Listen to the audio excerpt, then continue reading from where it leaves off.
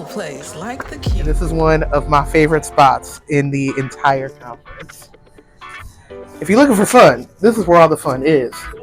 We got tournaments going on. We got computers set up. We got board games galore.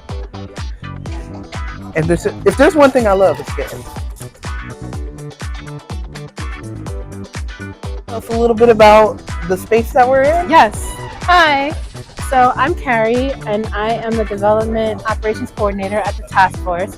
And we're here right now standing in the game room at Creating Change. It is a huge space right now, and we've got 10 video game stations. We've got some tabletop game stations. We've got room to play games.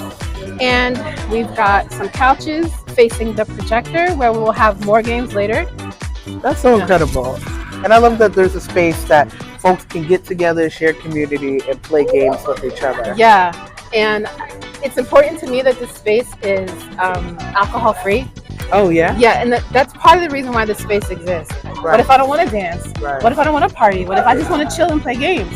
So I said to the then director, can I have a room where I just play games? And he was like, if you want to manage it, go knock yourself out. And I was like, and I will. And did. And one of our board members was like, well, my husband does this thing with games, and he has this whole organization, Charlotte Gamers Network. Let me put you in touch with them. And I was like, okay.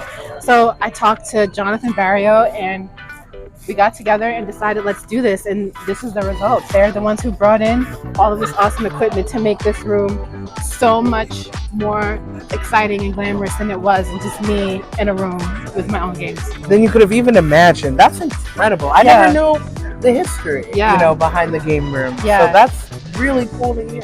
How are you going to cultivate queer joy in this upcoming year? Okay, so one of the things that I want to do is try to find more partners who are queer friendly, who have queer friendly games.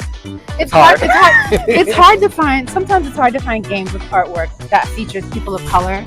Oh yeah. That feature people of color that aren't stereotypes or super cartoony. So I would love to find partners who have the kinds of games that won't offend us. Yeah. You know what I mean? And that who would support us, and just be all about it.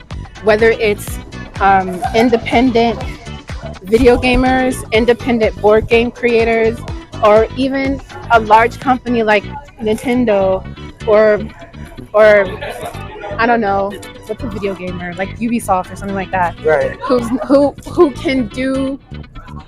can support social justice causes in a way that incorporates games and joy and fun, and just let us be ourselves. Yeah. You know what I mean? Yeah. That inclusion, that representation in a way that shows us is important. Yeah, and I think it's easier to find that in video games than it is in tabletop games, because the process for tabletop games is there's more steps, there's more involved, because you have to include manufacturers and the retail side. It's a lot of steps. It's in that space where we have the most freedom to express ourselves, and there are lots of trans game creators who are doing great things.